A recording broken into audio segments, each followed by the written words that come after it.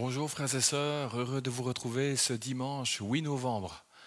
Nous sommes heureux de vous retrouver frères et sœurs. C'est une joie pour nous ce matin dans cette église Vie Nouvelle de Ransard d'être ensemble frères et sœurs. Alors oui, en présentiel nous ne le sommes peut-être pas, mais là dans vos maisons, nous sommes heureux de vous rencontrer. Nous sommes heureux de venir partager quelques moments avec le Seigneur, avec Sandrine qui va nous accompagner dans ce temps de louange, avec la parole qui sera prêchée et apportée ce matin. Nous croyons que le Seigneur veut nous visiter, tout à chacun. J'espère que vous allez bien. J'espère que malgré les difficultés que nous rencontrons tous les jours de notre vie, malgré le confinement, que vous vous portez bien avec la grâce du Seigneur. Nous vous remettons les salutations du pasteur Michael Williams. Le frère vous salue bien fort. Le frère vous aime et nous l'aimons également. Nous vous remettons vraiment à lui qui nous écoute certainement nos salutations. Que le Seigneur le bénisse là où il est. Et ce matin, frères et sœurs, ce que nous voulons être visités par le Saint-Esprit. Nous voulons une visitation puissante du Saint-Esprit. Est-ce que vous êtes d'accord avec cela? Nous ne voulons pas simplement nous contenter de passer un bon moment ensemble ce matin. Mais ce que nous voulons, Seigneur, c'est plus de toi. Ce que nous voulons, Seigneur, c'est viens nous rencontrer. Ce que nous voulons, Seigneur, ce matin, viens nous visiter. Ce que nous voulons, Seigneur, ce matin, c'est viens dans nos défis, viens dans nos épreuves, viens dans nos difficultés, viens dans notre vie. Ce que nous voulons ce matin, c'est aller plus loin. Nous voulons passer de l'autre bord. Nous voulons grandir davantage. Nous voulons te connaître. Nous ne voulons pas diminuer, mais nous voulons grandir en toi. Nous voulons nous développer comme ce bébé que Pasteur Franck nous a partagé dimanche passé. Est-ce que vous avez grandi depuis? Est-ce que vous avez pris quelques grammes, frères et sœurs, dans la présence du Seigneur? Est-ce que vous avez médité la parole? Est-ce que vous avez mangé cette parole? Est-ce que vous vous êtes nourri de cette parole? Est-ce que vous avez fait monter au trône de la grâce tous vos besoins, vos requêtes, vos prières, vos supplications? C'est tellement important. Nous vous aimons, nous prions pour vous et nous espérons qu'une seule chose, que vous puissiez grandir davantage. Alors ce matin, avant d'aller plus loin et de laisser la place à Sandrine, je vous invite là où vous êtes à vous lever. Je vous invite à vous lever et ensemble nous allons remettre chacun de nos besoins devant le trône de la grâce. Chacun, nous allons remettre ce culte devant le Seigneur. Et nous allons inviter le Seigneur à venir dans nos maisons, à venir dans nos cœurs, dans nos familles, à venir là où peut-être des familles, des amis que nous connaissons n'ont jamais entendu parler de la bonne nouvelle de l'Évangile. Mais mon frère, ma sœur, ami, est-ce que tu sais que la prière déclenche une puissance extraordinaire dans les lieux célestes? Cette puissance, c'est la puissance de l'Évangile, la bonne nouvelle de l'Évangile. Ensemble, prions. Éternel, nous sommes là devant toi ce matin. Tu nous vois là éparpillés dans chacune de nos maisons. Mais tu nous vois, Seigneur. Tu vois nos cœurs, tu vois nos aspirations, tu vois nos besoins. Tu vois où nous en sommes arrivés. Et ce matin, Seigneur, nous ne voulons pas vivre un culte comme par habitude. Mais ce que nous voulons, c'est goûter à la dynamique de ton Saint-Esprit. C'est toi qui nous as dit que tu nous enverras une puissance, le Saint-Esprit, survenant sur nous. Et ce Saint-Esprit aujourd'hui, il est encore répandu au milieu de nous. Seigneur, nous nous attendons à toi pleinement. Nous nous attendons à toi à travers la louange. Nous croyons que la louange, Seigneur, brise les liens, brise les chaînes. Parce qu'il y a la puissance, parce que nous proclamons et nous chantons le nom de Jésus-Christ de Nazareth. Le nom qui sauve, le nom qui délivre, le nom qui rend fort. Seigneur, tu es une tour haute et forte. Et nous ne pouvons nous réfugier en toi. Ce matin, je te prie pour tous les enfants de l'église Vie Nouvelle, mais également les enfants qui ne sont pas attachés à cette église. Seigneur, que chaque enfant qui nous suit, Seigneur, soit béni dans le nom de Jésus. Tu aimais prendre les enfants près de toi. Tu aimais les bénir, leur imposer les mains. Tu aimais les encourager. Et nous voulons encourager nos enfants, Seigneur, à te connaître. Nous voulons encourager nos ados et nos jeunes à te connaître, à te rechercher, à espérer en toi, à te prier, à te rechercher de tout leur cœur, de toute leur âme, de toute leur force, de toute leur volonté. Et nous te le remettons ce matin au trône de la grâce. Seigneur, nous voulons t'apporter nos vieillards, nos personnes âgées. Seigneur, tu les vois dans leurs difficultés, tu les vois dans leur journée, tu les vois peut-être isolés, Seigneur, à cause de la situation du Covid-19. Mais Seigneur, toi, tu n'es pas isolé. Toi, tu n'es pas limité. Toi, tu es là et tu demeures à leur côté. Seigneur, qu'ils réalisent que tu es là. Qu'ils réalisent que tu es là à leur côté. Qu'ils aient la joie de leur salut, Seigneur. Qu'ils aient leur espérance, qu'ils soient encore plus vifs, Seigneur, que jamais. Et qu'ils soient touchés par ta présence, par ta puissance ce matin. Et pour nous qui sommes en âge mature, Seigneur, nous avons tout autant besoin que les enfants ont besoin de toi, que les ados, que les jeunes ont besoin de toi, que les vieillards ont besoin de toi. Nous avons tous besoin de toi. Ce matin, notre prière, Seigneur, c'est que nous avons faim et soif de toi. Nous ne voulons pas passer un simple moment, mais nous voulons passer un moment divin dans ta présence. Quand toi, tu étais sur la terre, il se passait toujours quelque chose. Et nous croyons que quand ton nom est proclamé dans une église, dans un lieu, quel que soit l'endroit, il se passe toujours quelque chose. Que ce matin, que tous ceux qui respirent louent l'Éternel. À ton nom la gloire, Jésus. Amen. Amen.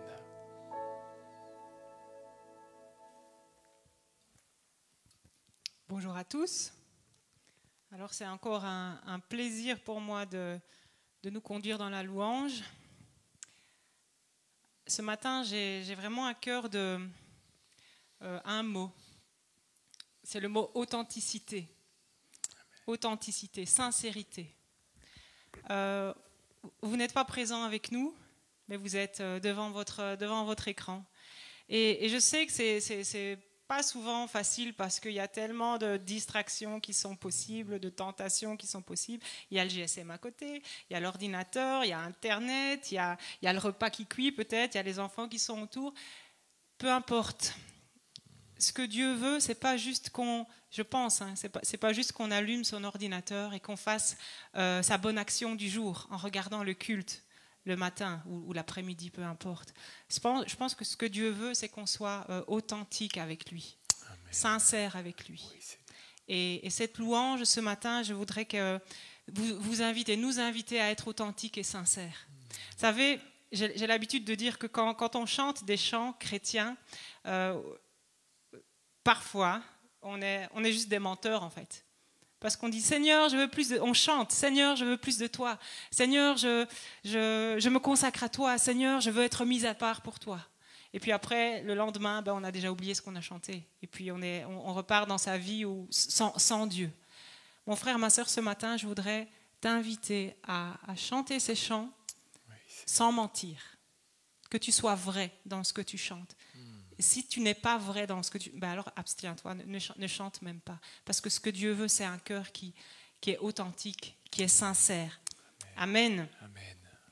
Nous venons célébrer Dieu et nous voulons l'adorer. Alors mets-toi comme tu veux. Si tu veux rester debout, tu te mets debout. Si tu veux rester assis, si tu es en pyjama, il n'y a pas de souci. Ce que Dieu veut, c'est ton cœur. Et c'est un cœur à cœur avec lui. Nous voulons le célébrer, nous voulons l'adorer. Devant lui, on se courbe pour élever son nom. Amen.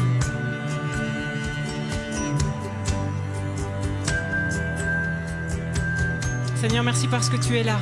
Seigneur, merci parce que tu sièges au milieu des louanges de ton peuple, Seigneur.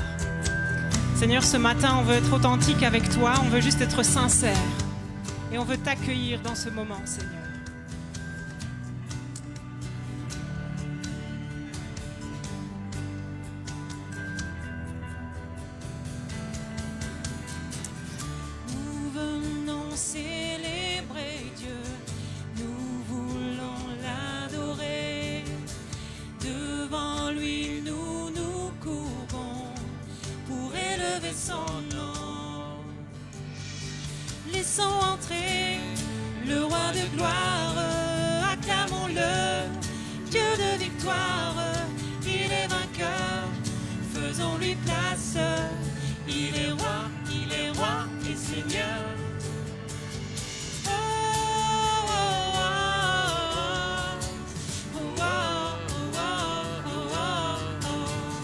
Dieu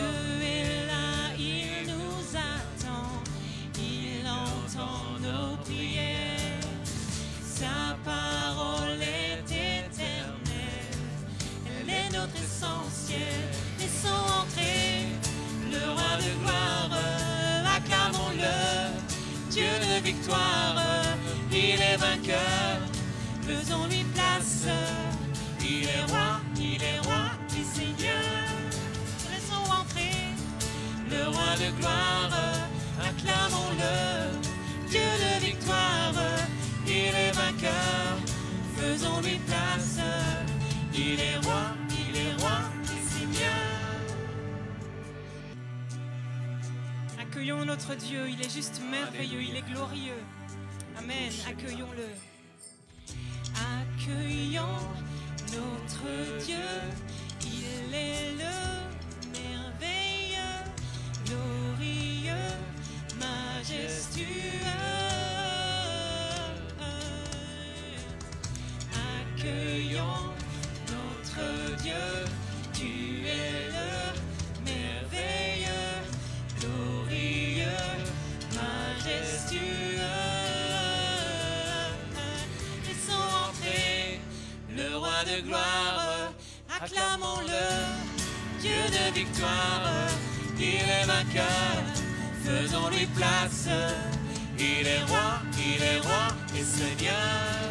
Laissons entrer le roi de gloire, acclamons-le, Dieu de victoire, il est vainqueur, faisons-lui place. Il est roi et Seigneur. Oh, oh, oh,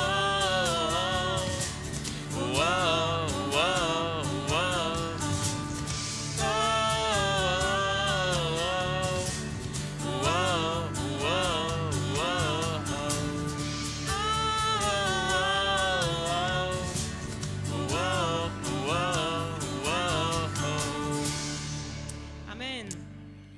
Nous célébrons le Dieu de victoire. Nous célébrons le Dieu qui a tout accompli à la croix. C'est vrai qu'à la croix, il a pardonné nos péchés. À la croix, il nous a rachetés. Et nous sommes enfants de Dieu. Amen. À la croix.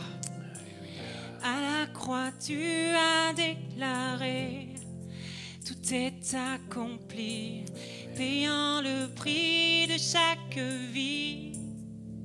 La mort n'a pu te retenir, la mort n'a pu te retenir. Je sais que tu es reçu, si t'es libéré, racheté, délivré, pardonné, je vivrai désormais pour toi. Libéré, racheté, délivré, pardonné, je vivrai désormais pour toi. Alléluia. Pablo, est-ce que tu peux mettre juste l'iPhone un peu plus fort, juste pour ce chant-là, s'il te plaît?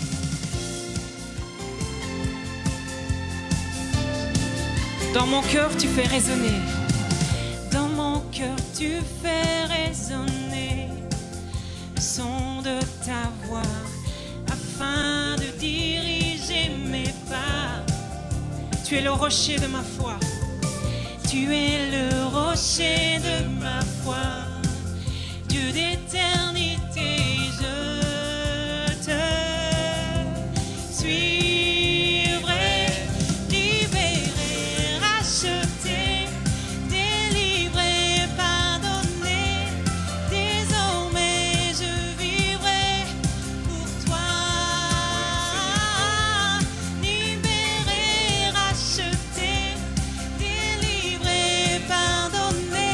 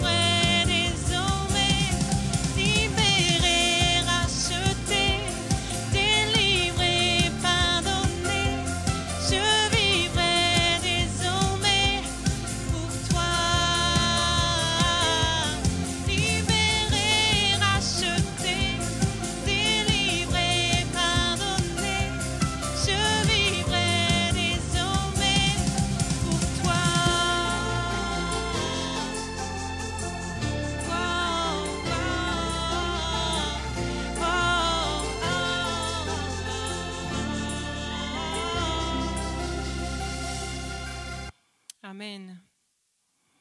Mon frère, ma sœur, ce matin, je voudrais juste t'encourager à réaliser qui tu es en Christ.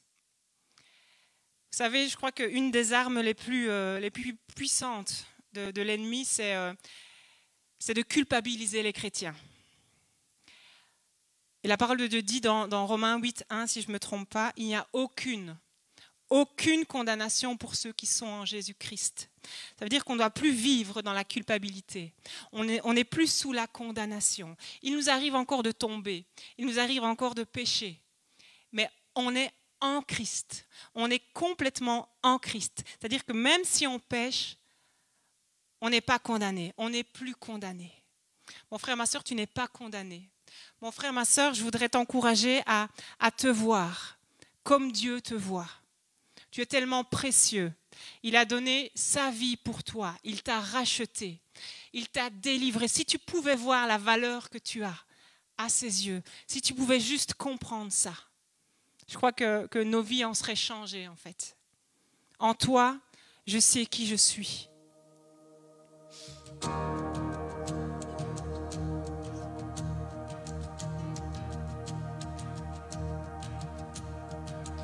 Qui suis-je pour que le roi des cieux ouvre ses bras? Perdu mais trouvé par sa grâce, son amour pour moi, son amour pour moi. Il m'a libéré, ma dette est payée, je suis enfant.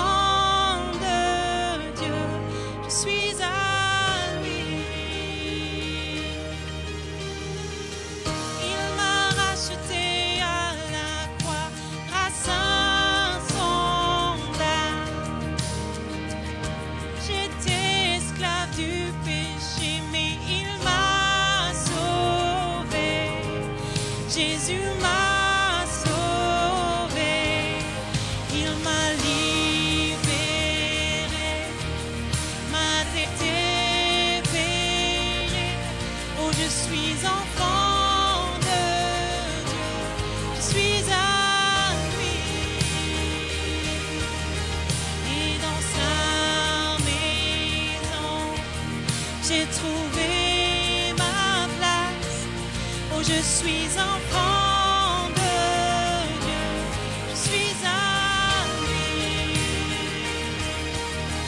Je suis choisi et affranchi. En toi je sais qui je suis. Tu es pour moi, pas contre moi. En toi je sais qui je suis.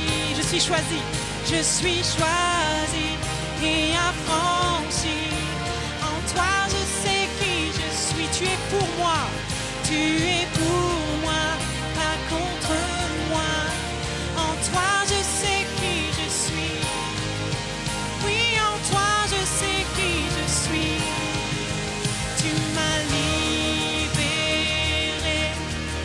ma dette est payée. Je suis enfant.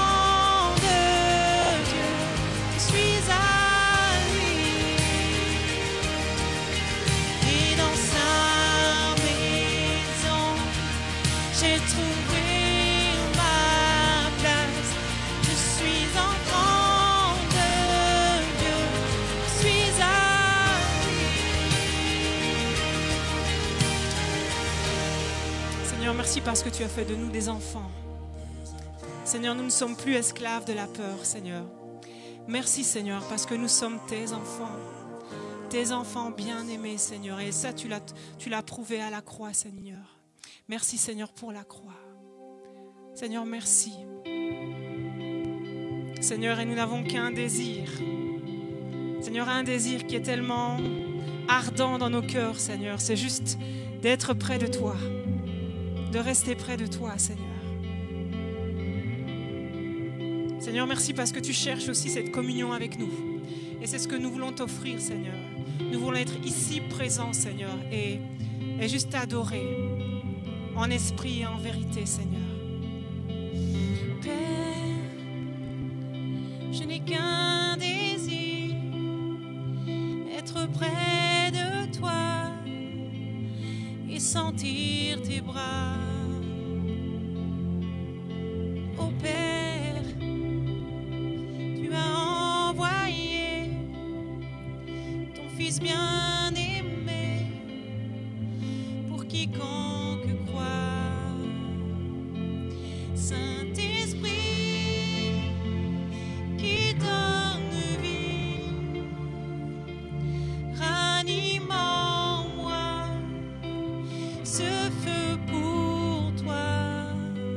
Saint-Esprit,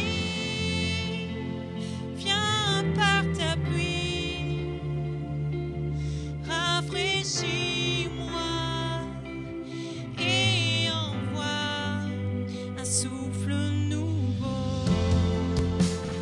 Oh,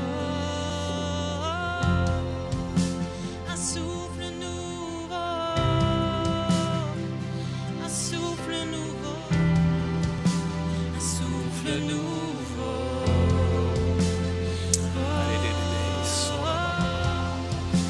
Un souffle nouveau.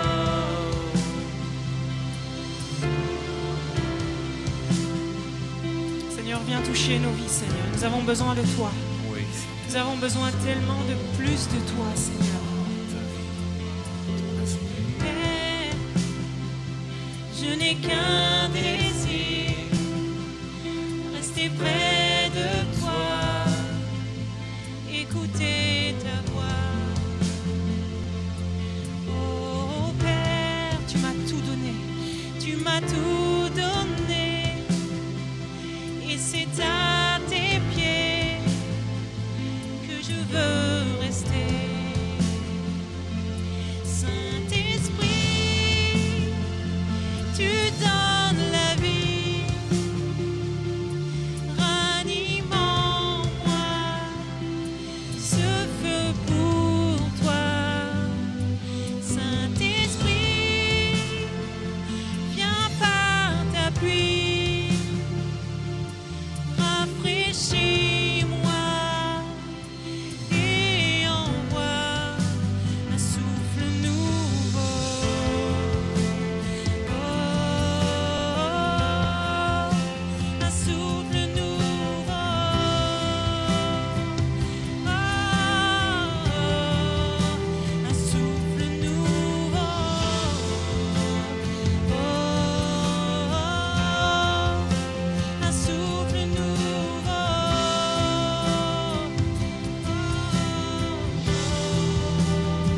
Seigneur, nous voulons devant toi, Seigneur. Nous venons devant toi, Seigneur, parce que c'est toi, Seigneur, qui peut rafraîchir l'âme qui est abattue, Seigneur.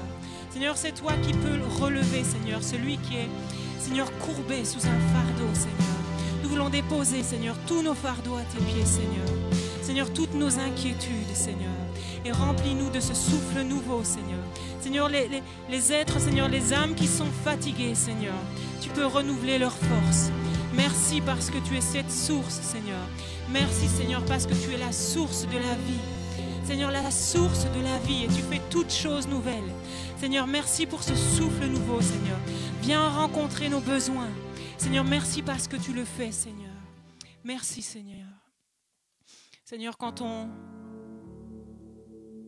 est devant toi, Seigneur, on est juste ébloui. Ébloui par qui tu es. Et ébloui par ton amour, Seigneur. Seigneur, on vient vers toi encore. Te dire combien on t'aime, Seigneur. Et combien on a besoin de toi. Je viens vers toi dans le secret, en ta présence, je veux rester. Tu seras toujours là. Tout contre toi. Tout contre toi, près de ton cœur, je peux entendre ta voix, Seigneur. Tu seras toujours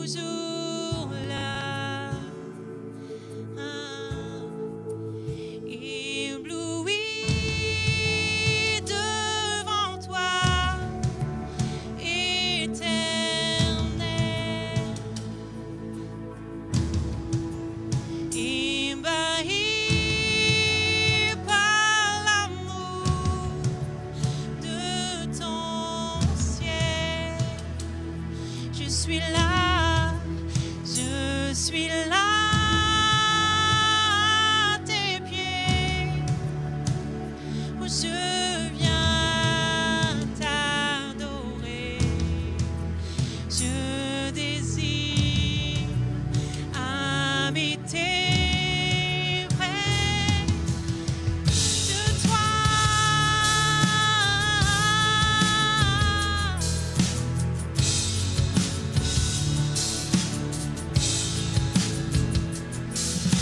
Je vois ton bras, je sens ta main, tu me protèges, tu me soutiens, où tu es, tu seras toujours là. Ébloui devant toi, éternel.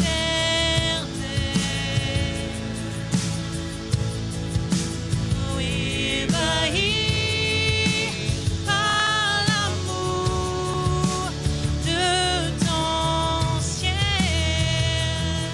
je suis là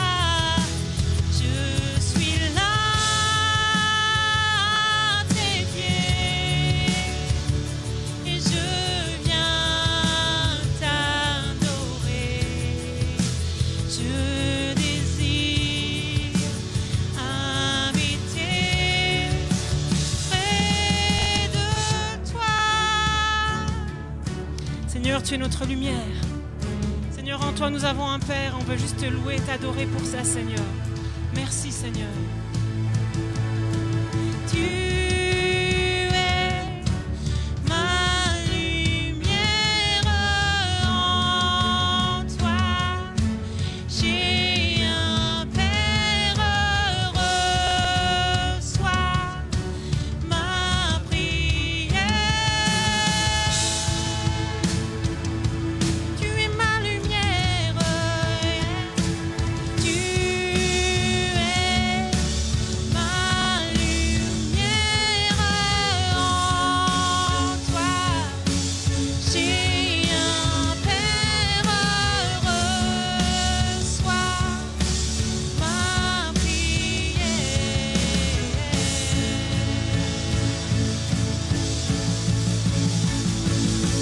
Seigneur, on est juste ébloui devant toi, Seigneur. Ébloui par tant d'amour. Seigneur, ébloui, Seigneur, parce qu'on se rend compte de qui on est. Seigneur, on se rend compte de la boue dans laquelle on était, Seigneur. Et on se rend compte de l'amour qu'il a fallu pour descendre de ta gloire, Seigneur, et venir t'offrir en sacrifice pour nous. Seigneur, merci. Seigneur, merci pour la croix. Seigneur, merci pour la vie éternelle. Seigneur, merci pour l'amour que tu as pour nous. Seigneur, merci. Merci pour ta présence. Merci pour ton amour. Merci pour ta joie, Seigneur. Tu es un refuge. Amen. Tu es la source. Alléluia. La source de vie et de joie. Sois loué, Seigneur. Seigneur, merci pour ta présence. Merci parce que tu rafraîchis. Oui, Jésus. Seigneur, merci parce que tu bénis. Merci, Seigneur. Alléluia. Nous sommes là devant toi, Seigneur. Nous sommes éblouis devant ta majesté, devant ta beauté. Et s'il est vrai que nous vivons une saison particulière, Seigneur, nous croyons que toi, tu n'es pas dépassé dans cette saison. Mais tu veux être acteur présent dans cette saison. Tu veux être acteur présent dans nos situations. Tu veux être là maintenant dans nos maisons, dans nos cœurs, dans nos vies, pour le temps présent et pour l'éternité. Seigneur, comme ce moment dans cette chambre haute, où à un moment donné, un fracas, comme un bruit, le Saint-Esprit survint. Seigneur, je te prie ce matin, dans les vies, dans les cœurs, dans les familles, dans les maisons, que le Saint-Esprit vienne se poser, Seigneur. Que le Saint-Esprit vienne visiter alors que nous sommes là en train de te prier, alors que nous sommes là peut-être en train de répandre nos larmes devant toi. Seigneur, tu connais les cœurs, tu connais les vies, tu connais les situations. Mais nous croyons que dans cette situation, dans cette saison que nous vivons, tu es là et tu demeures. Tu es assis sur ton trône de grâce et de gloire et tu continues de régner. Non pas régner comme un maître qui veut écraser, mais comme un sauveur, rédempteur, admirable, conseiller. Tu es l'Emmanuel, tu es ce Dieu parmi nous et tu te soucies de nous. Et tu veux nous démontrer qu'à travers ces situations que nous vivons, tu es là et tu es capable d'envoyer ton Saint-Esprit. Tu es capable de répandre sur nous ton Esprit Saint. Alors je t'invite là où tu es dans ta maison. Si tu as été baptisé du Saint-Esprit, parle en langue, loue ton Seigneur en langue. Loue-le dans la langue qu'il t'a donnée. Et si toi, mon frère, ma soeur, tu ne l'as pas encore été, recherche-le, aspire à être rempli du Saint-Esprit. Aspire de tout ton cœur. N'essaye pas de comprendre comment, pourquoi. Tout n'est que grâce. Ce n'est qu'une grâce qu'il a répandue sur les 120. Et au-delà.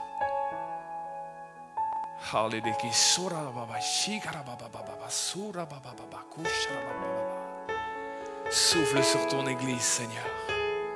Souffle sur ton Église, Saint-Esprit, ce matin. Embrasse ton Église, Seigneur.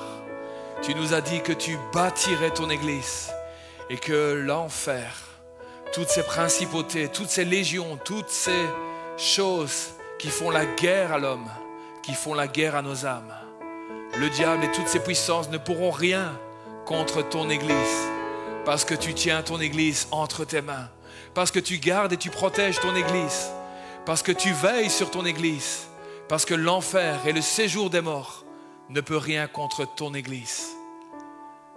Sois loué, Seigneur.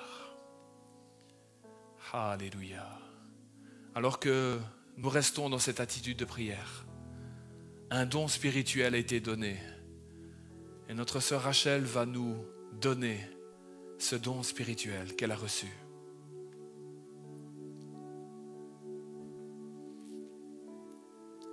Alléluia. Sois loué, Seigneur.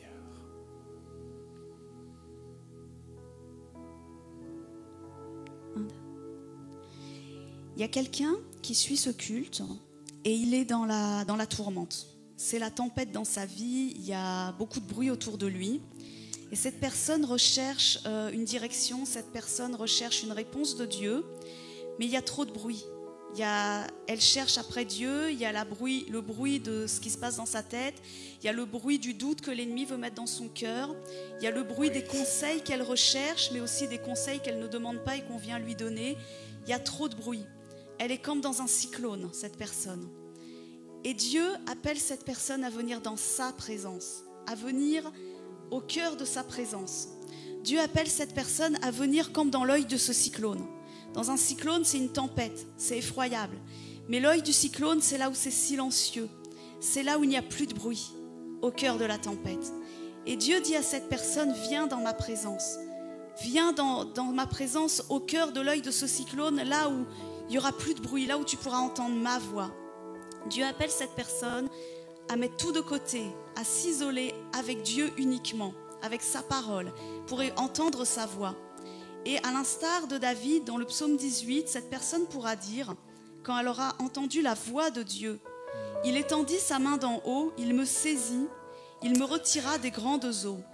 Il me délivra de mon adversaire puissant, de mes ennemis qui étaient plus forts que moi. Il m'avait surpris au jour de ma détresse, mais l'Éternel fut mon appui. Il m'a mis au large, il m'a sauvé parce qu'il m'aime. » Tu retrouveras ce texte dans le psaume 18, versets 17 à 20.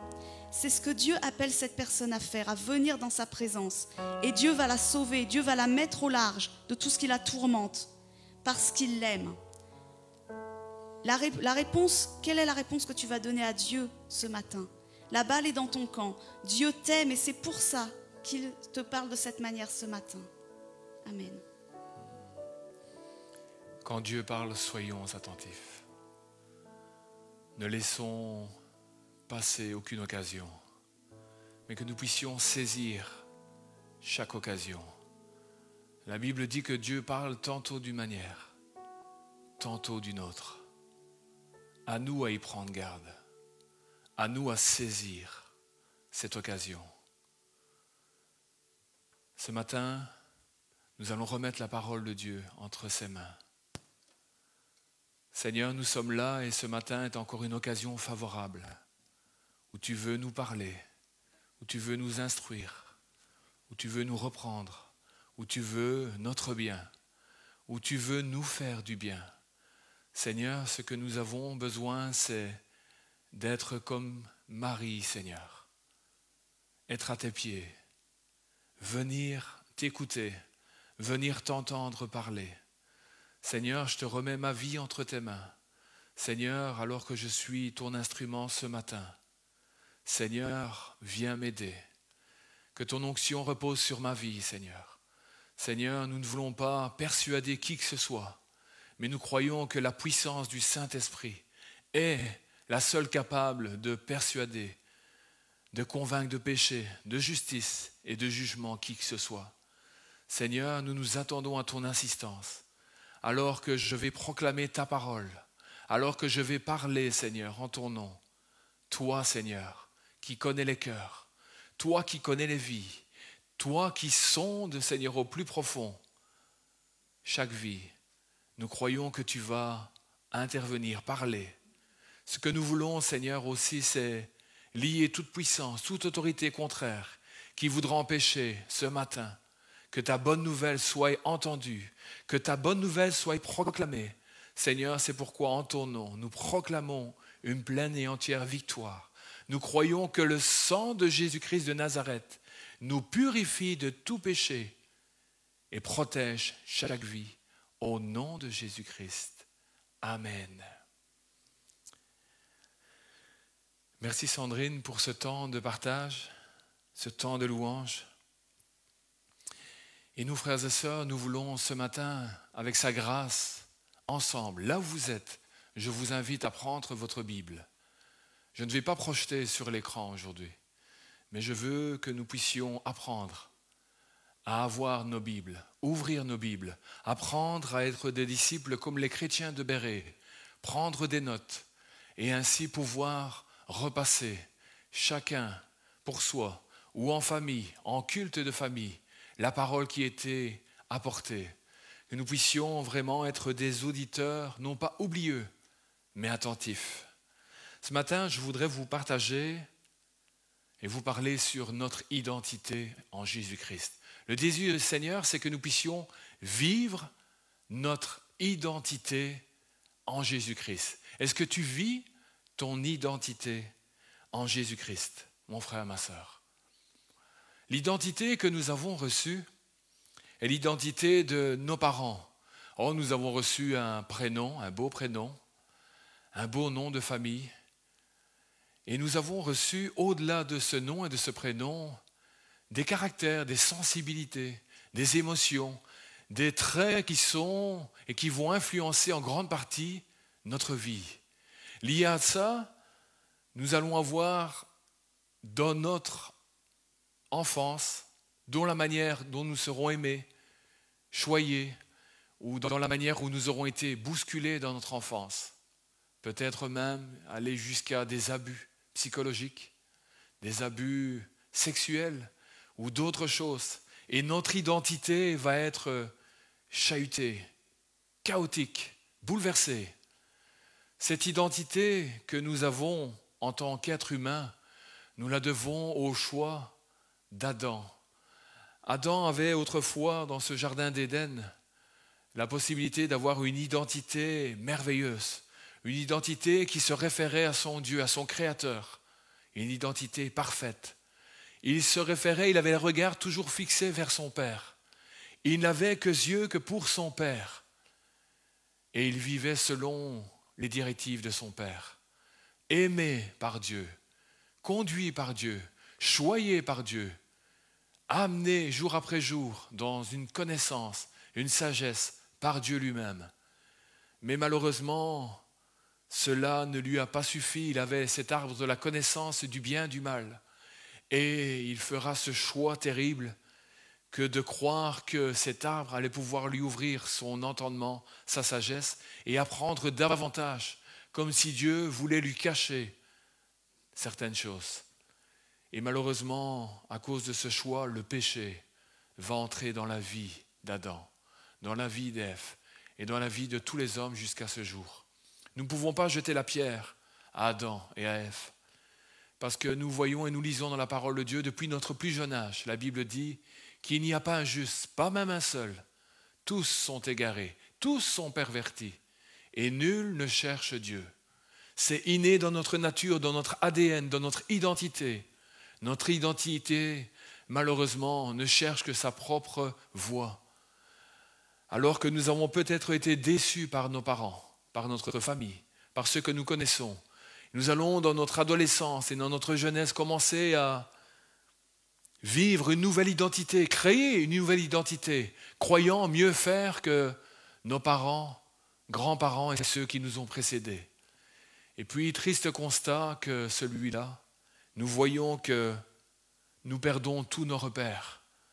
Nous avons une identité, mais nous sommes dégoûtés de celle-ci. Nous avons une manière de voir les choses et nous réalisons une chose, non pas la manière qu'on nous a inculquée, mais la manière dont je pratique ma vie, dont je vis ma vie. Cette manière propre à moi-même me dépasse, me déçoit, va même jusqu'à me dégoûter. Et je suis déçu de cette identité.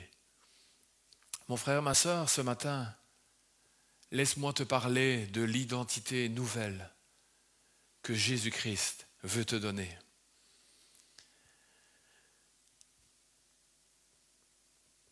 Nous allons ouvrir la parole de Dieu dans 2 Corinthiens, chapitre 5, versets 17 à 18. 2 Corinthiens, chapitre 5, versets 17 à 18. La Bible déclare ceci, frères et sœurs. Si quelqu'un est en Christ, il est une nouvelle créature. Les choses anciennes sont passées. Voici toutes choses sont devenues nouvelles. Et tout cela vient de Dieu qui nous a réconciliés avec lui par Christ et qui nous a donné le ministère de la réconciliation. Si quelqu'un est en Christ, il est une nouvelle créature. Ce matin, avec la grâce du Seigneur et l'assistance du Saint-Esprit, frères et sœurs, je voudrais nous emmener chacun à 4 grandes réflexions. 4 clés qui vont pouvoir nous situer là où nous en sommes arrivés. Si quelqu'un est en Christ, frères et sœurs,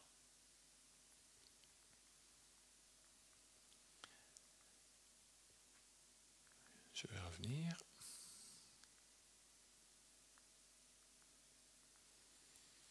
La première clé que nous voudrions ce matin partager ensemble, c'est « Assure-toi d'avoir reçu ta nouvelle identité en Jésus-Christ. » Est-ce que tu as cette assurance? Est-ce que tu es certain que tu as reçu cette identité en Jésus-Christ?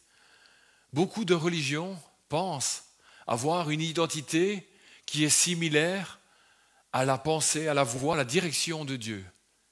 Et pourtant, cela ne reste que des religions faites et créées par les hommes, à la mesure d'un cœur humain, à la dimension d'un cœur humain.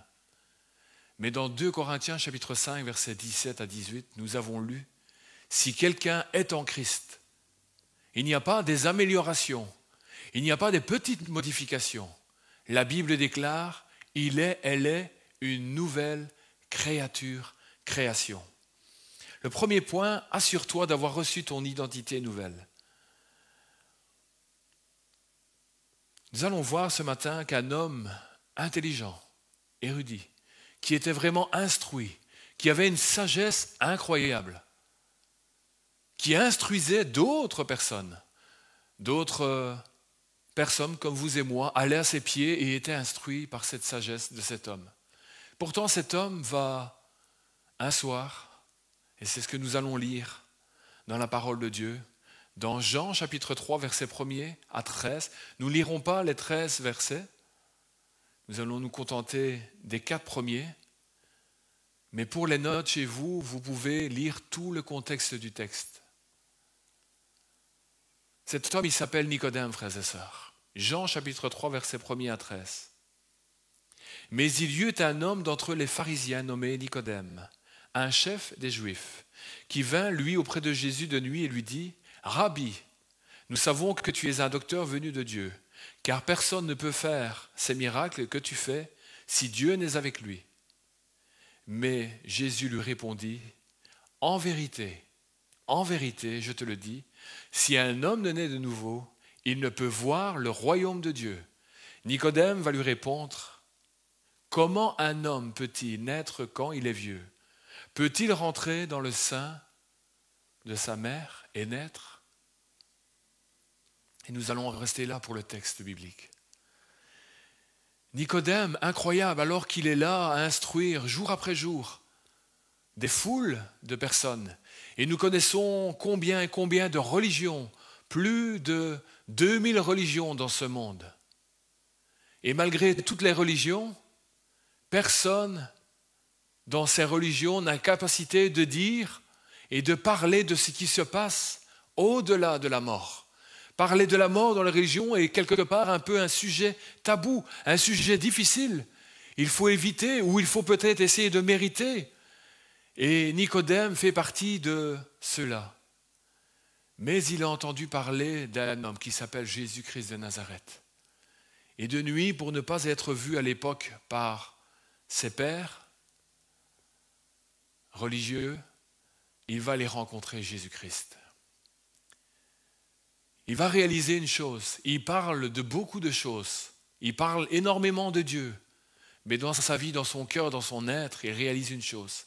Il a son identité, Nicodème. Nicodème a une identité propre à lui.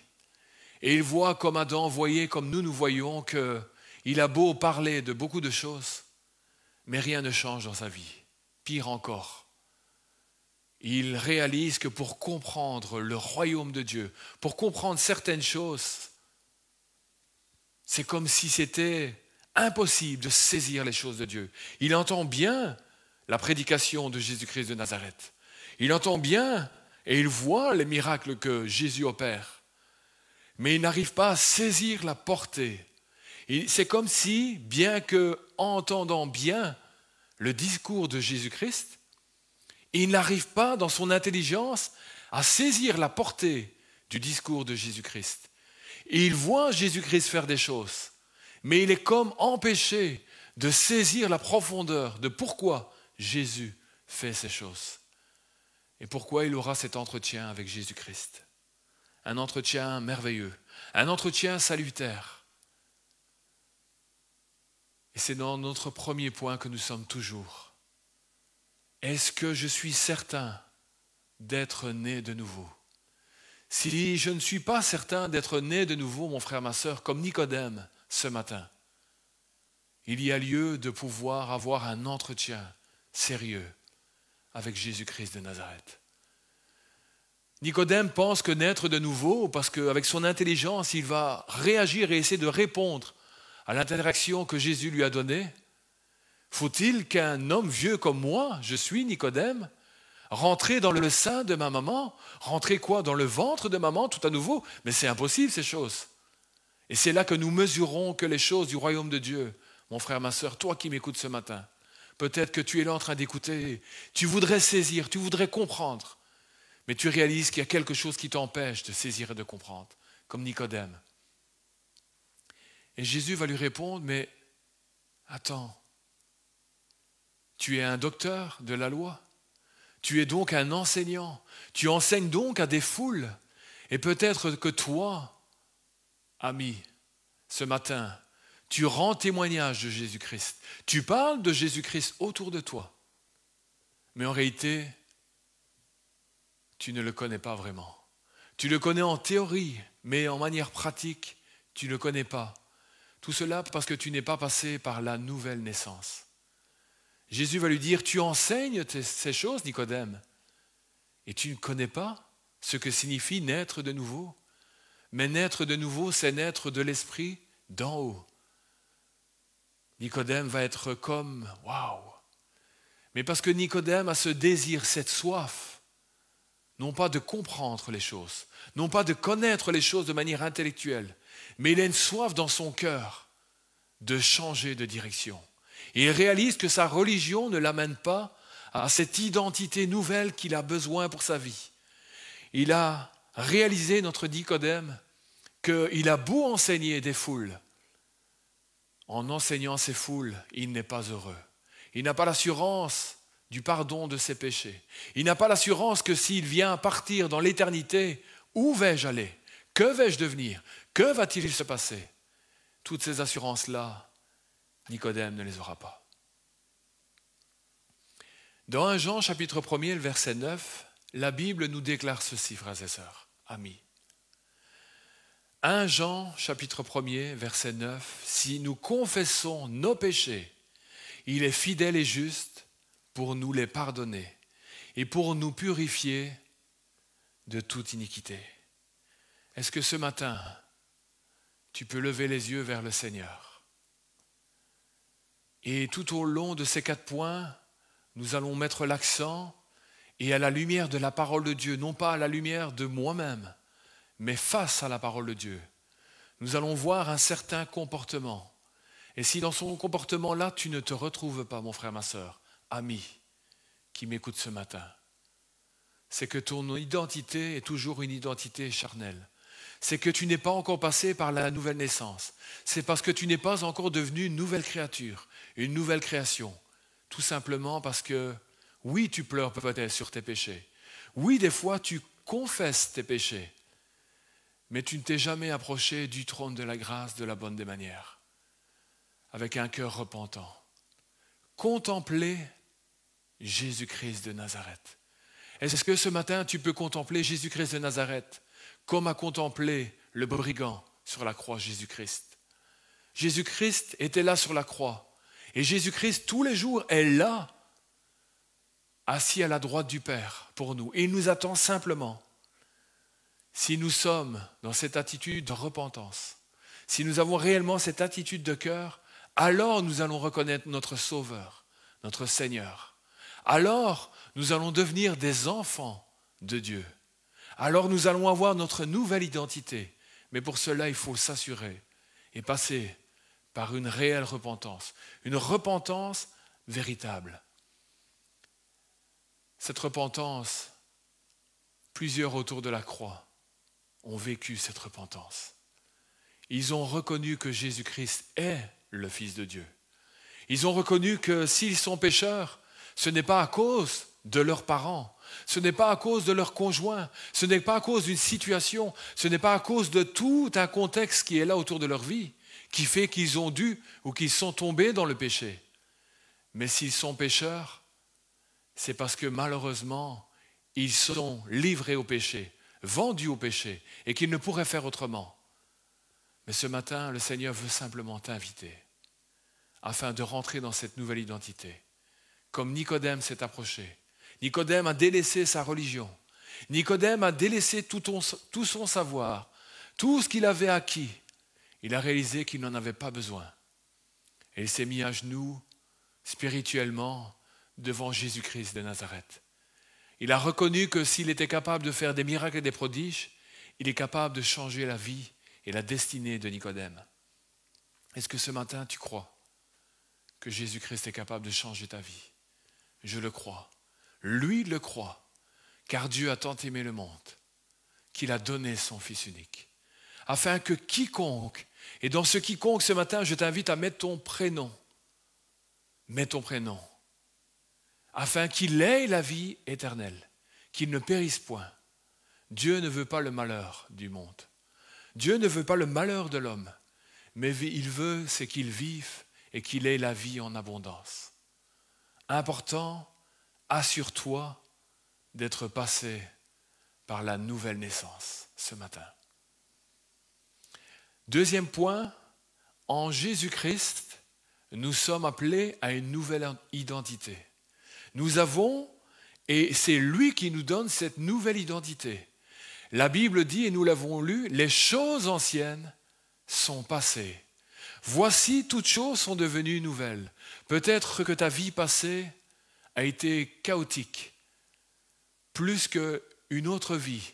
Peut-être que tu vis encore dans ton passé. Peut-être même que, bien que tu aies donné ta vie à Jésus-Christ, bien que tu sois né de nouveau, tu es toujours comme attiré par ton passé, malmené par les souvenirs de ton passé. Tu n'arrives même pas à toi-même te pardonner ton passé. Pourtant, la parole de Dieu nous dit qu'il a mis nos transgressions derrière. Il les a éloignés comme la mer. Il les a éloignés, mon frère, ma sœur. Tu es toujours coincé dans ton passé. Mais le Seigneur veut te dire ce matin, lui qui est le prince de la paix, laisse-le te guérir de ce passé. Mais revêt cette identité nouvelle en Jésus-Christ. Le Saint-Esprit a cette capacité, mon frère, ma sœur, de faire ce qui est impossible à l'homme. La nouvelle naissance est quelque chose, nous l'avons lu et nous l'avons partagé sur le premier point, quelque chose d'impossible. Pour Nicodème, c'est quelque chose qui le dépassait. Mais la Bible nous dit que ce qui est impossible aux hommes est possible à Dieu.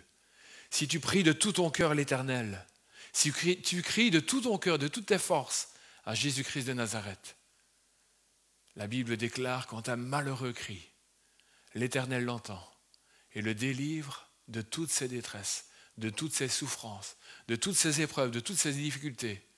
Et tu vas devenir une nouvelle créature, une nouvelle création en Jésus-Christ. Dans Colossiens chapitre 1er, versets 12 à 14, l'épître aux Colossiens chapitre 1er, versets 12 à 14, voici ce que nous lisons.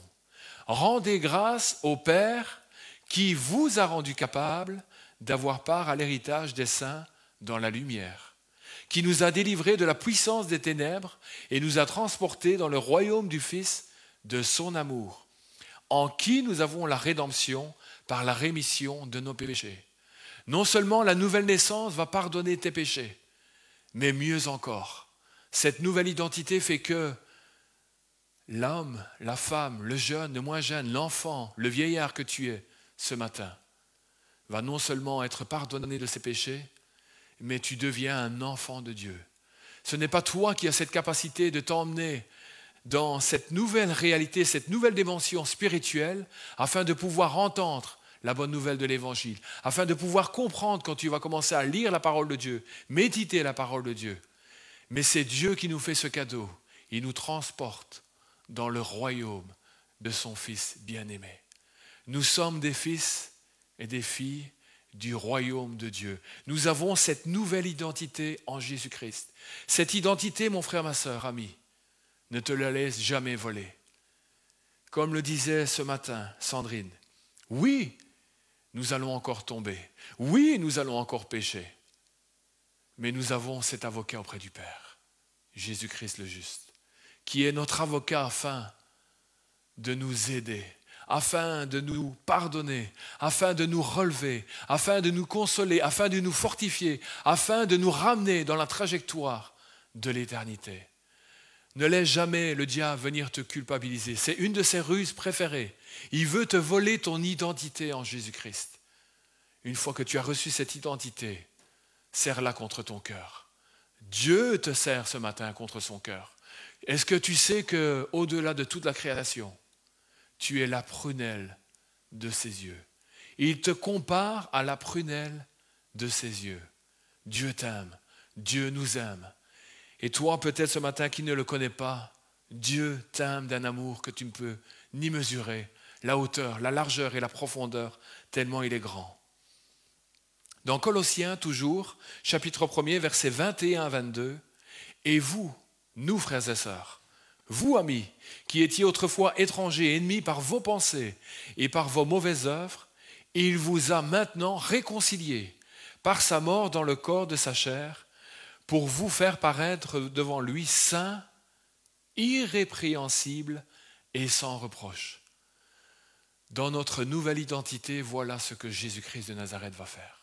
Voilà, chose impossible à l'homme, mais possible à Dieu. Hébreux chapitre 4, verset 16. Ce matin, frères et sœurs, approchons-nous donc avec assurance du trône de la grâce, afin d'obtenir miséricorde et de trouver grâce pour être secourus dans tous nos besoins. Tes besoins de ce matin, mon frère, ma sœur, Dieu les connaît. Dieu connaît tous tes besoins.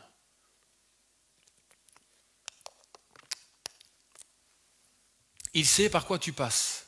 Il sait ce que tu vis. Il sait ce que tu traverses. Mais ce qu'il veut ce matin, c'est te ramener. N'oublie pas ton identité. N'oublie pas qui tu es. N'oublie pas que tu es une nouvelle créature, une nouvelle création. N'oublie pas que les choses anciennes sont passées. Voici, toutes choses deviennent nouvelles. Le troisième point, un péché caché nous empêche de vivre pleinement notre identité. Certes, nous pouvons pécher. Certes, nous allons encore tomber tout au long de notre vie sur la terre. Le malheureux, il va crier à l'Éternel et l'Éternel va le délivrer. Mais malheureusement, le diable, d'une certaine manière, va réussir à nous aveugler, à nous tromper et à nous faire croire qu'il y a des petits péchés mignons. Il y a des péchés qui ne sont pas graves aux yeux de Dieu. C'est pas grave. C'est pas grave, cela, il n'y a même pas besoin de le confesser. Et puis, Dieu est assez grand, il voit les choses. Si nous confessons nos péchés, Dieu est fidèle et juste pour nous les pardonner. Il n'y a pas d'autre moyen, frères et sœurs. Nous allons lire dans le psaume 32. Le psaume 32, le verset 3 à 5, et il est mention de notre roi David, ce grand roi. Tout grand roi qu'il est, il va tomber à un moment donné dans sa vie dans un péché. Et voilà ce qu'il va dire pour nous aider, pour nous, la génération qui vivons aujourd'hui le 8 novembre en 2020. Il a voulu laisser parce que l'Esprit de Dieu voulait imprimer cette parole, afin de nous laisser à nous, tous les descendants de David, une parole pour dire: regardez mon expérience, j'ai vécu ceci, j'ai voulu cacher certaines choses, mais tant que j'ai caché ces choses, l'identité que j'avais en Jésus-Christ, elle était comme voilée, elle était comme empêchée, elle était comme isolée. Psaume chapitre 32, verset 3, « Tant que je me suis tu, mes os se consumaient. Je gémissais toute la journée, car nuit et jour, ta main s'appesantissait sur moi. Ma vigueur n'était plus que sécheresse, comme celle de l'été. Je t'ai fait connaître mon péché, dira David. Je n'ai pas caché mon iniquité. J'ai dit, j'avouerai mes transgressions à l'Éternel, et tu as effacé la peine de mon péché. » Qu'est-ce que cela veut dire? Mon frère, ma sœur, ami, j'espère que tu es né de nouveau. J'espère que si tu es né de nouveau, tu as revêtu cette nouvelle identité en Jésus-Christ. Mais cette identité en Jésus-Christ ne peut cohabiter avec le péché. Parce que cette identité en Jésus-Christ t'a donné que tu es devenu le temple du Saint-Esprit. L'Esprit de Dieu est manifeste en toi. Oh, je ne suis pas en train de te parler d'avoir été baptisé dans le Saint-Esprit, qui est une démonstration du Saint-Esprit visuel. Mais moi, je parle que la nouvelle naissance, automatiquement, l'Esprit de Dieu vient en toi, habite en toi. Tu es un enfant de Dieu. Mais tout en étant un enfant de Dieu, comme David l'était en son temps, le péché a commencé à gangréner sa vie. Et David est en train de nous dire, j'ai commencé parce que je pensais cacher. C'était tellement immonde, c'était tellement grand, c'était tellement... Qu'est-ce qu'on va dire de moi? Je suis censé être un modèle. Et peut-être que toi, ce matin, papa que tu es dans ta famille, tu te dis, je suis censé être un modèle. Comment vais-je avouer ces choses? Comment mon épouse va-t-elle entendre ces choses? Comment va-t-elle réagir? Que va-t-elle dire? Comment mes enfants vont-ils accepter la situation? David était un roi, il voulait cacher ce péché. Mais l'identité en Jésus-Christ ne peut vivre longtemps avec un péché caché. Nous allons attrister le Saint-Esprit qui est en nous. Et de plus en plus que nous allons attrister le Saint-Esprit, alors que Dieu, lui, va, comme il le dit là, ta nuit et jour, ta main, c'est comme si la main de Dieu écrasait davantage David dans un seul but, qu'il puisse confesser, qu'il puisse se mettre à genoux, qu'il puisse crier. Et avant que le Saint-Esprit s'éteigne dans ta vie, mon frère, ma sœur, ami, afin que tu gardes cette identité en Jésus-Christ, crie à l'Éternel, confesse à l'Éternel, avoue comme David a avoué ses fautes, avoue tes fautes à l'Éternel. Dans 1 Jean chapitre 2, versets 1 à 2, la première épître de Jean, chapitre 2, versets 1 à 2, « Mes petits enfants, je vous écris ces choses. Voyez l'amour que Dieu a pour nous. » Jean est en train d'écrire, pas parce qu'il est un vieillard, mais c'est le cœur de Dieu qui est en train de nous écrire. « Mes petits enfants, mes rachetés, vous qui avez reçu une nouvelle identité en Jésus-Christ, je vous écris ces choses afin que vous ne péchiez point. Et si quelqu'un a péché, nous avons un avocat auprès du Père. Jésus-Christ le juste, il est lui-même une victime expiatoire pour nos péchés, non seulement pour les nôtres, mais aussi pour ceux du monde entier. Le diable veut essayer de te voler ce que Dieu peut te pardonner. Une victoire. Le diable veut te faire croire qu'il y a des péchés qui sont tellement abjects, qui sont tellement immondes, que Dieu ne peut pas entendre. Qu'est-ce qu'il y a de trop grand que Dieu ne puisse faire? Est-ce que vous croyez ce matin que le brigand qui était aux côtés de Jésus était un ange? Était quelqu'un de bonne vie? Est-ce que vous croyez que les hommes et les femmes qui ont croisé la route de Jésus étaient de braves hommes parce qu'ils étaient peut-être bien habillés? La parole de Dieu, Jésus dira, je suis venu pour les gens de mauvaise vie, dans des mauvaises conditions, dans des mauvaises situations. Oh, le Seigneur est venu aussi pour les braves, mais les braves se sentent tellement braves qu'ils estiment dans leur propre identité que si tout le monde serait comme eux, le monde irait mieux. Mais cela est un mensonge de l'adversaire. Tous ont péché, sont privés de la gloire de Dieu. Et il n'y a de salut en aucun autre qui n'y ait été donné parmi les hommes par lesquels nous puissions être sauvés ce matin, pour le temps et pour l'éternité, que le nom de Jésus-Christ de Nazareth. Mes petits enfants, si tu as péché, ne te laisse pas voler ton identité. Viens au trône de la grâce. Dieu est tellement amour que ce matin encore, il est prompt à te pardonner. Il est prompt à effacer tes péchés. Il est prompt à remettre cette paix dans ton cœur. Il y a du tumulte dans ton cœur ce matin. Il y a des tempêtes, non pas à cause de situations qui sont autour de toi, mais à cause que tu gardes et tu ne veux pas lâcher ce péché. Je te prie, au nom de Jésus-Christ de Nazareth, laisse le Saint-Esprit qui soupire en toi t'amener au trône de la grâce. Va devant ton avocat, Jésus-Christ le juste, et délaisse ce péché afin de garder ton identité entière, pure et pleine de vie. Le quatrième point, une identité qui se vit et qui se voit. Nous allons parler d'une théorie. Elle a beau être une théorie, elle est une réalité, mais laissez-moi vous partager ce point. Une théorie que nous allons voir dans l'évangile de Jean, chapitre 13, versets 34 à 35. L'identité que Dieu nous donne, elle se vit et elle se voit. Bien souvent, quand nous n'avons pas cette identité qui vient de Dieu, nous allons essayer de montrer et de démontrer des choses aux hommes afin qu'ils les voient. Mais en Jésus-Christ, quand nous avons cette identité en Jésus-Christ, frères et sœurs, c'est incroyable. Parce que nous vivons des choses avec notre Jésus que le monde voit. Et c'est là qui fait toute la différence. L'évangile de Jean, chapitre 13, versets 34 à 35. « Je vous donne un commandement nouveau, dira Jésus. Aimez-vous les uns les autres, comme je vous ai aimé. Vous aussi aimez-vous les uns les autres. À ceci, tous connaîtront que vous êtes mes disciples, si vous avez de l'amour les uns pour les autres. » Ceci est une théorie et elle peut devenir pratique dans notre vie.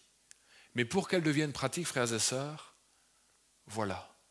Il faut associer à ce verset le verset dans l'épître de Jean, chapitre 1er, première épître de Jean, chapitre 4, versets 12 à 21.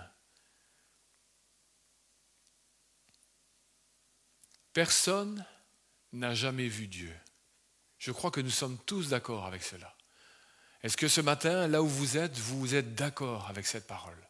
Cette parole-là, même si vous n'avez pas encore reçu votre identité en Jésus-Christ, et ce passage biblique, vous allez en partie pouvoir le saisir. Et vous allez avoir un point de mesure pour savoir, mais est-ce que j'ai réellement, alors moi, cette identité en Jésus-Christ? Est-ce que réellement je suis une nouvelle créature? Est-ce que réellement les choses anciennes sont passées? Est-ce que toutes choses sont devenues nouvelles? Est-ce que je suis appelé à être cet ambassadeur, appelé à la réconciliation? Est-ce que je suis cet homme, cette femme, ce jeune, cet ado, cet enfant, ce vieillard qui a une main entre le ciel et une main entre les hommes qui sont là sur la terre? Et dans cette épître de Jean, chapitre 4, versets 12 à 21, nous donne une pleine et entière réponse à toutes nos questions. Personne n'a jamais vu Dieu. Si nous, nous aimons les uns les autres, Dieu demeure en nous et son amour est parfait en nous. Nous connaissons que nous demeurons en lui et qu'il demeure en nous en ce qu'il nous a donné son esprit. En nous, et nous avons vu et nous attestons que le Père a envoyé le Fils comme sauveur du monde. Cela, c'est l'attestation, c'est l'Esprit même qui rend témoignage à notre esprit que nous sommes nés de nouveau. Celui qui confessera que Jésus-Christ est le Fils de Dieu, Dieu demeure en lui et lui en Dieu. Et nous avons connu l'amour que Dieu a pour nous. Et nous y avons cru. Dieu est amour. Et celui qui demeure dans l'amour de Dieu, et celui qui demeure dans l'amour demeure en Dieu, et Dieu demeure en lui.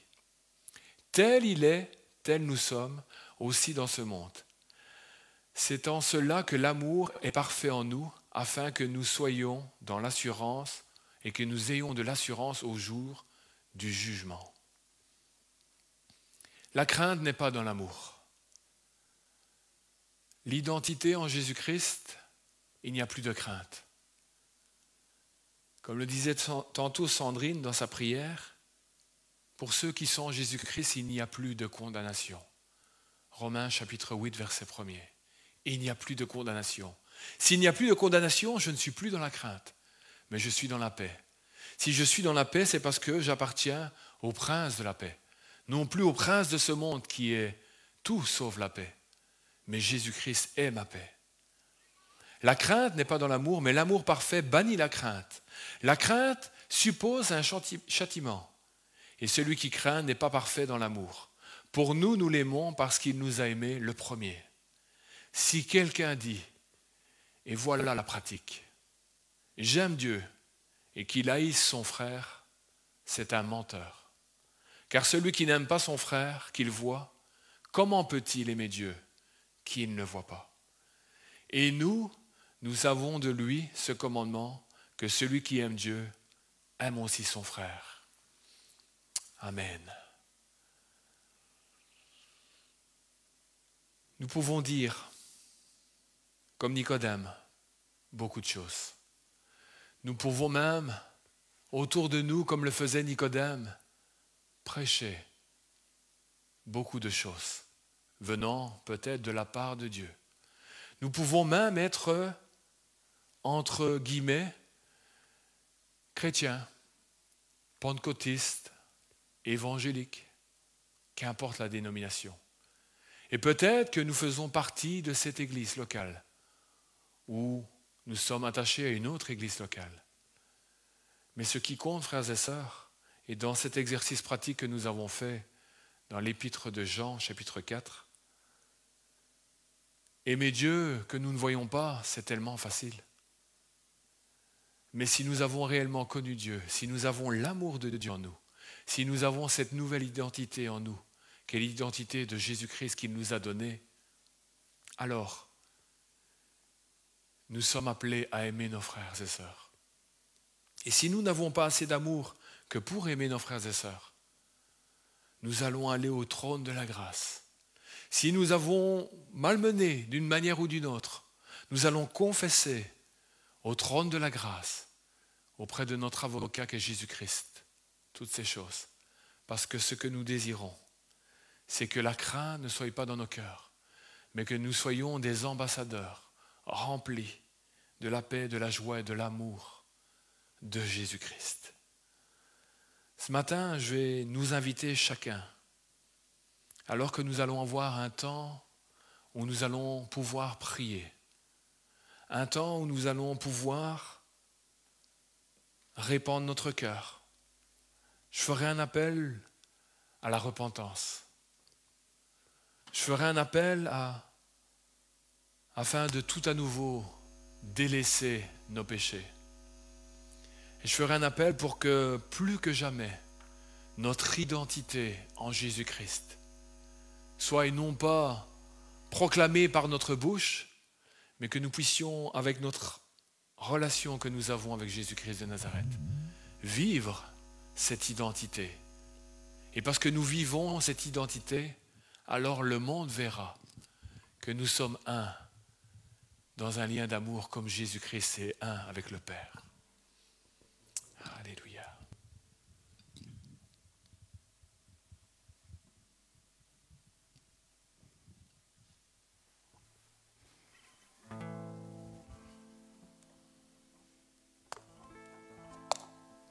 Voilà, je voudrais juste vous partager un chant sur notre identité en Christ. C'est un chant que j'ai composé en étudiant dans la parole de Dieu toutes les affirmations qui sont dites des chrétiens qui sont en Christ. Comme par exemple que je suis racheté, je suis pardonné, Amen. je suis aimé, Oui. je suis choisi, je suis la lumière du monde, je suis le sel de la terre, Amen. je suis son ouvrage, je suis tellement de choses, sauvé de mes péchés. Voilà, je vous laisse juste découvrir ce chant.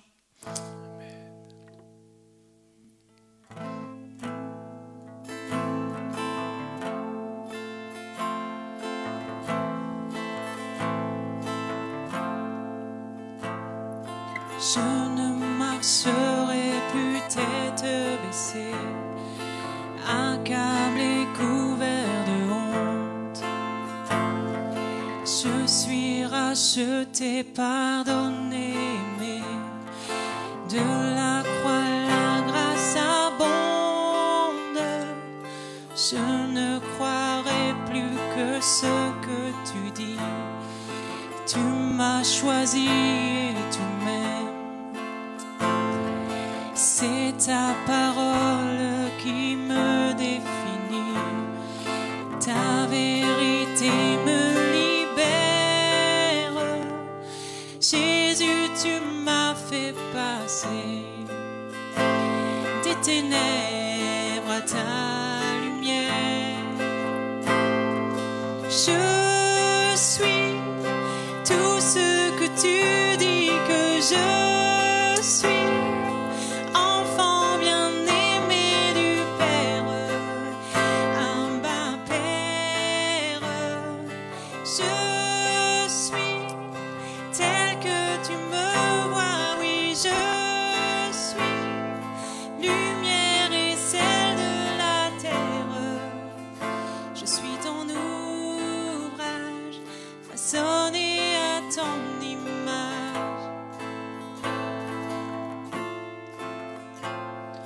Tu t'es offert pour que je sois guéri de mes maux, de mes souffrances.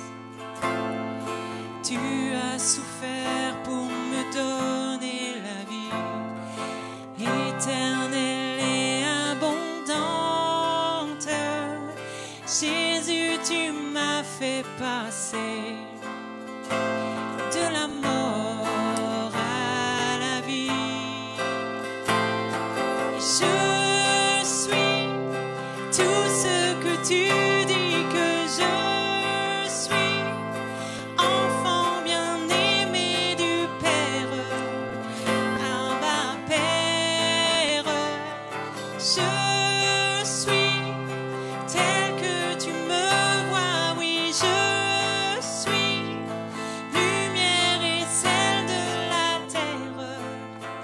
Je suis ton ouvrage, façonné à ton image, sauvé de mes péchés, marchant dans ta victoire, par amour adopté, héritier de ta gloire. Oh, oh, oh, c'est ce que je suis. Oh, oh, oh, c'est ce que je suis. Scellé par ton esprit, justifié par ta grâce, couvert par ta justice, je suivrai tes traces. Oh, oh, oh, Jésus, je te suis. Oh, oh, oh, Jésus, je te suis. Je suis tout ce que tu dis que je suis, enfant bien-aimé du Père. Abba Père, je suis tel que tu me vois, oui, je suis lumière et celle de la terre. Je suis ton ouvrage, façonné à ton image, façonné à ton image. Amen. Je vous invite, frères et sœurs, là où vous êtes. Nous allons avoir un moment de prière. Un moment où nous sommes seuls face à notre propre identité, face à Dieu. Nous l'avons lu, si quelqu'un est en Christ, elle est une nouvelle créature. Les choses anciennes sont passées. Voici, toutes choses sont devenues nouvelles. Ce matin, je voudrais, avec l'action du Saint-Esprit dans chacune de vos vies, frères et sœurs, et de nos vies, que nous puissions prier. Prions si nous avons l'assurance que nous sommes des enfants de Dieu. Prions les uns pour les autres, là où nous sommes dans nos maisons. Nous croyons qu'il y a un combat spirituel où le diable ne veut pas que ce matin, la bonne nouvelle soit entendue. Ce matin, le diable ne veut pas qu'il y ait des Nicodèmes parmi nous. Des hommes, des femmes, des jeunes, des moins jeunes, des personnes âgées qui ont eu leur religion pendant des années.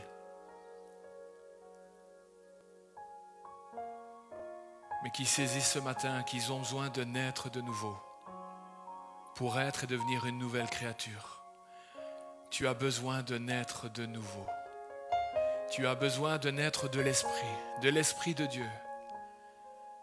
Seigneur, tu nous as dit que tu envoies le Consolateur convaincre de péché, de justice et de jugement.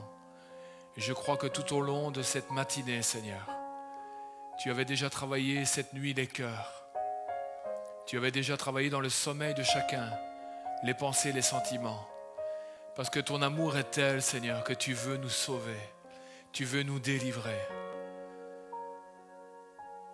Seigneur, je te prie ce matin, dans le nom de Jésus-Christ de Nazareth, toi qui fais grâce, toi qui pardonnes, toi qui effaces nos transgressions, toi qui n'as que ce désir d'inscrire notre nom dans un livre de vie, ton livre de vie, toi qui n'as qu'un seul désir, te servir de nos vies, afin de nous donner ta paix, ta joie, non pas comme le monde donne, mais comme toi tu donnes, une paix que nous ne connaissons que si nous te connaissons toi, le Prince de la paix. Je te prie, Seigneur, ce matin. Seigneur, fais grâce. Seigneur, touche que ce matin, dans le nom de Jésus-Christ de Nazareth, des hommes, des femmes puissent passer des ténèbres à ton admirable lumière. Seigneur, je te prie ce matin, touche par ton Esprit Saint. Rencontre, visite. C'est le désir de nos cœurs et c'est la prière de nos cœurs.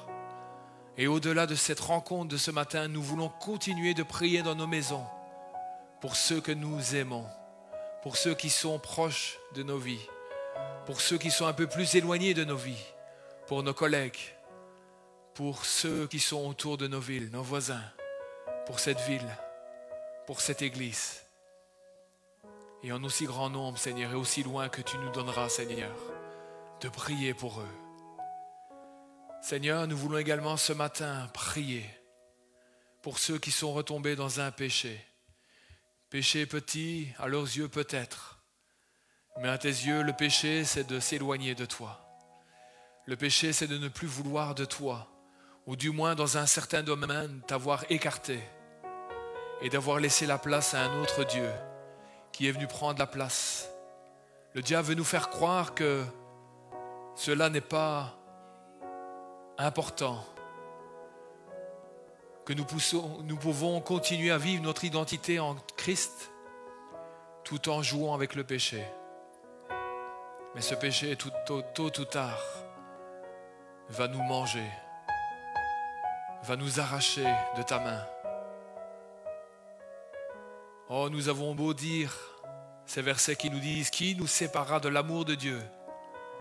Et il est vrai que rien ne peut nous séparer de l'amour de Dieu. Mais le péché, lui, peut nous séparer de l'amour de Dieu. Nous ne voulons pas ce matin faire dire à ta parole ce qu'elle ne dit pas. Mais nous voulons laisser ta parole, Seigneur, nous toucher ce matin.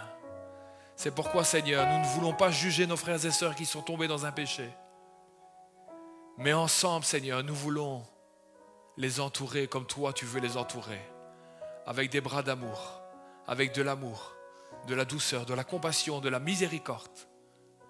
Et leur dire, prends courage mon frère, ma sœur. Viens au pied de la croix. Prends courage mon frère, ma sœur. Viens au trône de la grâce ce matin. Viens.